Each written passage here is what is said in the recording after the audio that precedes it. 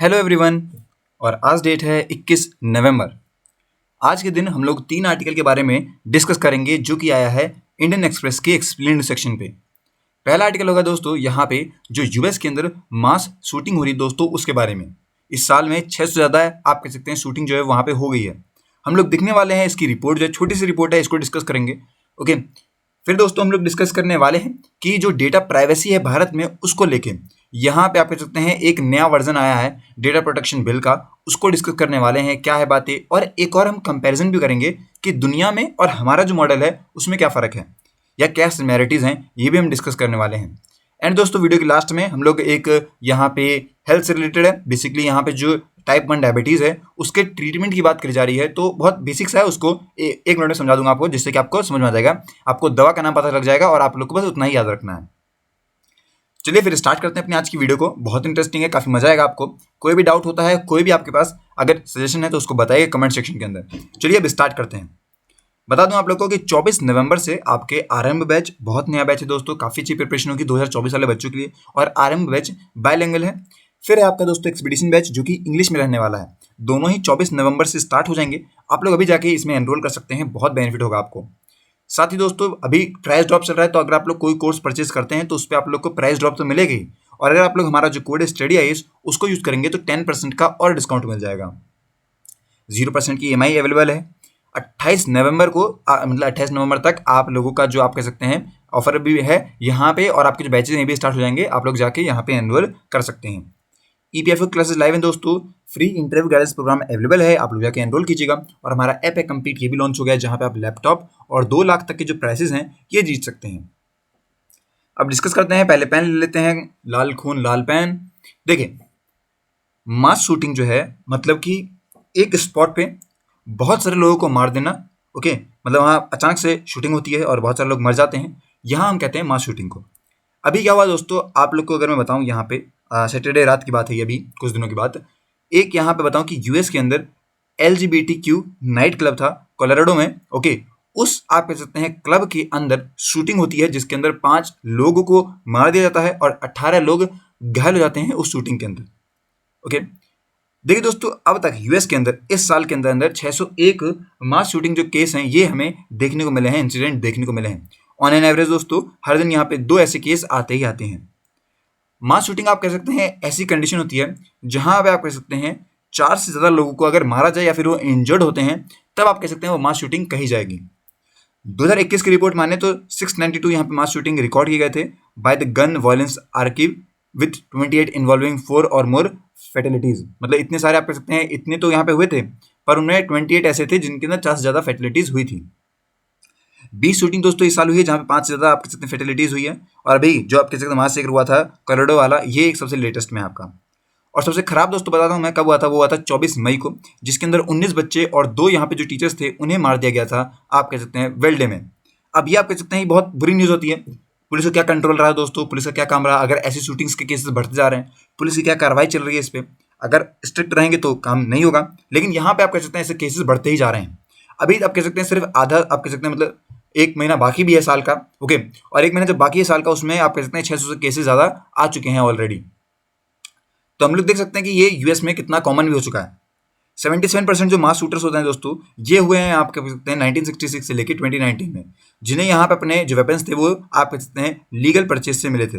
तो वहाँ पे आप कह सकते हैं मास शूटर्स जो होते हैं वही लोग मार रहे होते हैं जिनको यहाँ पे लीगली उनके वेपन्स मिले हुए हैं। 20% यहाँ पे बता दूं कि 167 मास शूटिंग में से ये बताया गया था, आप कह सकते हैं 5 साल जो लास्ट 5 साल के थे उसमें आप कह सकते हैं कवर हुए हैं बेसिकली। और मोर देन हाफ दोस्तों यहाँ पे मास शूटिंग जो है वो अकर हुई है आफ्टर 2000 के बाद, जहाँ पे 33% आक्रेंश हुई थी आफ्टर 2010 के बाद। ओके, मतलब 2010 के बाद और बढ़ गए। 2000 बाद तो बड़े थे, पर 2010 के बाद और बढ़ गए। और अब तो आप लोग देख सकते हैं कि 692, ये कोई केस होता है दोस्तों, इतने सारे केसेस, अगर सब में एक एक भी अगर आदमी मरता है दोस्तों तो 692 लोगों को मार दिया जाता है, वो भी बेफालतू को, मतलब नहीं जिसका। तो ये केसेस हमें देखने को मिलते हैं इस टाइम पे। आपकी क्या राय है इसको लेके, इसको जरूर बताइएगा कमेंट सेक्शन में। अगली न्यूज़ की तरफ बढ़ते हैं, वो है डेटा प्राइवेसी का आप कह सकते हैं जो हमारा नया मॉडल आ चुका है उसके बारे में। अभी फ्राइडे को क्या हुआ, हमारा नया digital personal data protection bill आता है, वो रिलीज होता है फ्राइडे को। और वहाँ पे बोला गया कि वो पूरा जो बिल है ये फोकस कर रहा है आप कह सकते हैं पर्सनल डेटा पे, मतलब कि जो इंडिविजुअल डेटा है उस पर। यहीं आप कह सकते हैं इसको नया वर्जन लेके आया, बेसिकली रीवर्क्ड वर्जन है इसका। ओके, जो कि आप कह सकते हैं काफ़ी कुछ लेके आता है, जैसे कि इसके अंदर पेनल्टीज वगैरह भी हैं। इसके अंदर यहाँ पे आप कह सकते हैं अगर कोई एंटिटी है उस पर मतलब क्वेश्चन भी किया जा सकता है, बेसिकली ये सब चीज़ें भी आई हैं इस पे। यहाँ पे कुछ रिलैक्स्ड रूल्स पे भी आती हैं क्रॉस बॉर्डर डेटा फ्लो पे, कुछ यहाँ पे थोड़ा सा आप इतना रिलीफ दिया गया है, क्योंकि बिग टेक कंपनीज जो है उनको थोड़ा सा आप कह सकते हैं यहाँ पे थोड़ा इजी कर दिया उनके लिए कि वो लोग की जो रिक्वायरमेंट्स हैं उनके स्टार्टअप वगैरह के लिए, उसके लिए भी आसानी कर दी गई है। यहाँ आप कह सकते हैं दो पोटेंशियल सिग्निफिकेंट रेड फ्लैग्स हैं। पहला आप कह सकते हैं ये है कि जो ब्लैंकेट एग्जामिशन है गवर्नमेंट एजेंसीज का, उसको भी यहाँ आप कह सकते हैं कंपाइल किया गया है। कुछ आप कह सकते हैं बिल्स के रिक्वायरमेंट है, मतलब उसके अंदर वो आ रहे हैं, बेसिकली कुछ गवर्नमेंट एजेंसीज के भी यहाँ पे डेटा आते हैं। दूसरा दोस्तों यहाँ पे जो डायल्यूशन है remit of the propose data protection board का, वो भी आता है क्योंकि वो उन्हें मैंडेट करवाता है कि उन्हें ये प्रोविजन जो है वो प्रपोज करना होगा लेजिस्लेशन के अंदर। जो ऑफिशियल थे दोस्तों मिट्टी के, मतलब कि ministry of electronics and IT के, उन्होंने बोला है कि जो न्यू ड्राफ्ट स्ट्राइक्स है ये पूरी तरीके से डेलिकेट है, बैलेंस ऑफ फैक्टर्स हैं in learning from global approaches, मतलब कि जो भी हमने सीखा है उनके हिसाब से चलता है। अभी दोस्तों इस पे स्टेक है क्योंकि यहाँ पे कह सकते हैं सुप्रीम कोर्ट के रूलिंग के द्वारा बताया हुआ है कि वो लोग यहाँ पे देखेंगे privacy as a fundamental right, but उनके कुछ यहाँ पे रीजनेबल रिस्ट्रिक्शंस हैं, इनको भी ये लोग चेक करने वाले हैं, उसके बाद ये आ जाएंगे। अगर कंपेयर करें हम लोग यहाँ पे you landmark general data protection regulation के हिसाब से, मतलब कि जीडीपीआर के हिसाब से, जो कि आप कह सकते हैं आता है according to Graham Greenleaf, professor है बड़ी यूनिवर्सिटी के, इन्होंने बोला है कि यहाँ पे जो सस्टेनेबली इन्फ्लुएंस रजिस्ट्रेशन है नियरली 160 कंट्रीज का, उसके बारे में बताया। और बोला कि जो गवर्नमेंट ऑफ इंडिया का है वो जो वर्जन है अपने डेटा प्रोटेक्शन बिल का, ये देखता है आप कह सकते हैं one of the pieces that form part of its large policy version in entire digital economy. मतलब कि आप कहते हैं भारत के अंदर तो आप मान लीजिएगा कि इस टाइम पे डिजिटल इकोनॉमी पे ज़्यादा फोकस किया जाता है, तो यहाँ बोला गया है कि एक पार्ट है बेसिकली हमारा ये बिल जो लेके आना डेटा प्रोटेक्शन बिल, एक पार्ट है हमारा जो एंटायर डिजिटल इकोनॉमी का जो एम है उसको अचीव करने के लिए। जो लार्जर यहाँ पे पॉलिसीज हैं इसके अंदर इंक्लूड है comprehensive digital India act, eventually दोस्तों इसे रिप्लेस किया गया था जो हमारा आईटी एक्ट था उससे। और जो नया यहाँ पे डेटा प्रोटेक्शन बिल आया है ये कहीं ना कहीं अनरिवील करता है नए टेलीकॉम बिल को भी, उसके पब्लिक जो डोमेन है उसके बारे में बताता है, जो लास्ट मंथ आप लोगों को यहाँ पे पढ़ा होगा आप लोगों ने। अ पेयर ऑफ सब लेजिस्लेशन, या फिर आप कह सकते हैं जो डिजिटल सर्विस एक्ट हो गया डीएसए हो गया, फिर जो डिजिटल मार्केट एक्ट हो गया डीएमए हो गया, इन सब की बात यहाँ पे करी गई है। फ्रॉम द जीडीपीआर ओवर आइचिंग आप कहते हैं फोकस करेगा इंडिविजुअल राइट ओवर हर डेटा। ओके, इस तरीके से यहाँ पे है। जो डीएसए दोस्तों ये कहने की फोकस करता है issues such as regulating hate speech, okay, फिर आपका काउंटरफीट गुड्स हो गया, इन सब से आप इसमें बात करता है। और डीएमए कहीं ना कहीं डिफाई करता है डोमिनेंट गेटकीपर प्लेटफॉर्म्स को, जो कि फोकस करते हैं कंपिटिटिव प्रैक्टिसेस और abuse dominance of these players. मतलब एक तरीके से जो आप कहते हैं डीएसए है और डीएमए है, इन दोनों पे भी यहाँ पे कानून लगाए गए हैं। अब दुनिया भर के में क्या चीजें चल रही हैं, देखिए एस्टिमेट बताऊं तो 137 आउट ऑफ 194 जो कंट्रीज हैं इन्होंने लेजिस्लेशन को रखा है आप कहते हैं to secure the protection of data and privacy. Africa और एशिया यहाँ पे दिखाते हैं 61%, ओके, और 57% अडॉप्शन। साथ ही दोस्तों ये जो डेटा हम पढ़ रहे हैं ये आता है United nation conference on trade and development से, जो कि एक इंटर गवर्नमेंटल ऑर्गेनाइजेशन है with in United nation secretariat. और इसके अंदर दोस्तों 48% लीस्ट डेवलप्ड कंट्रीज आती हैं जिनका डेटा प्रोटेक्शन बिल लॉ हमें देखने को मिलता है। अगर हम लोग यूरोपियन यूनियन की बात करें उनके मॉडल के बारे में, तो उनका क्या रहता है, कोई उनकी यहाँ पे जो जीडीपीआर है वो फोकस करती है कॉम्प्रिहेंसिव डेटा प्रोटेक्शन लॉ पे, जो कि पूरे तरीके से है for processing of personal data.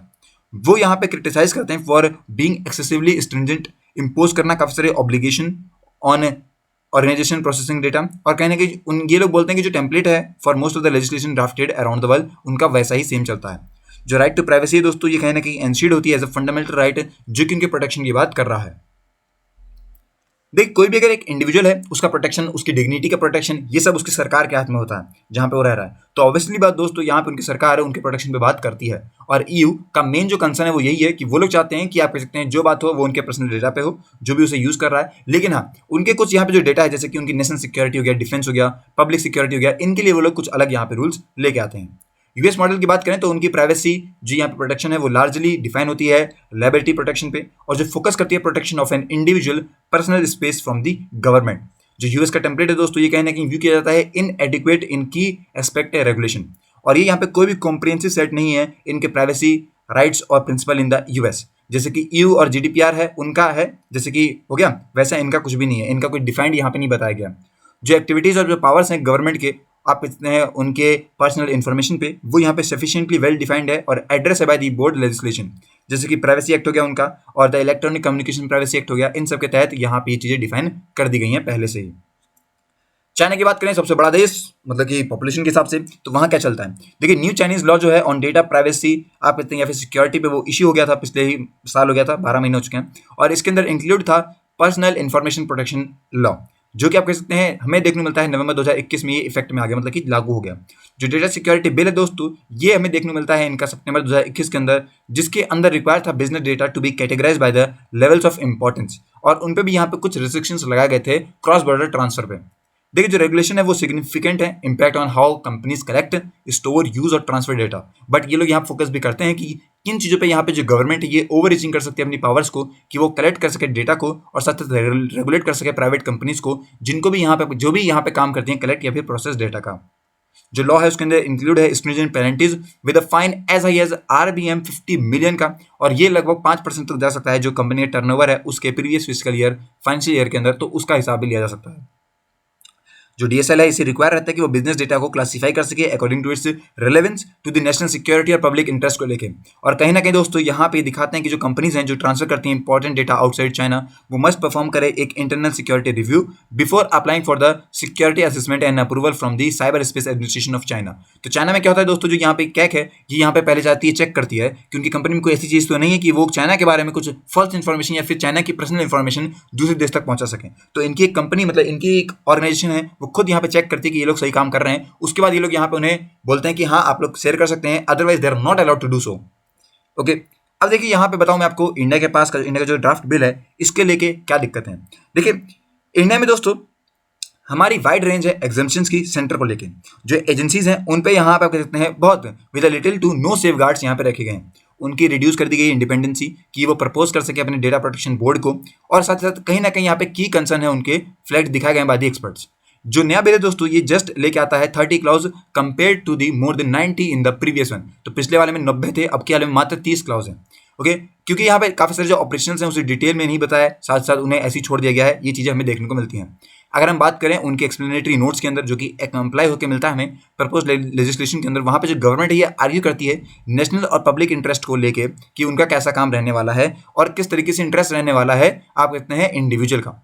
तो उस तरीके से यहाँ पे इन्होंने बोला है जो ड्राफ्ट लॉ है दोस्तों ये लीव करेगा appointment of the chairperson and member of the data protection board entirely to the description of the central government. तो इस तरीके से ये लोग आप कह सकते हैं अपने ही बात में आके समझ के मतलब कि जो प्रोटेक्शन बिल दिया है इन्होंने अपना वो पूरी तरीके से सेंट्रल गवर्नमेंट के अंदर आ रहा होगा।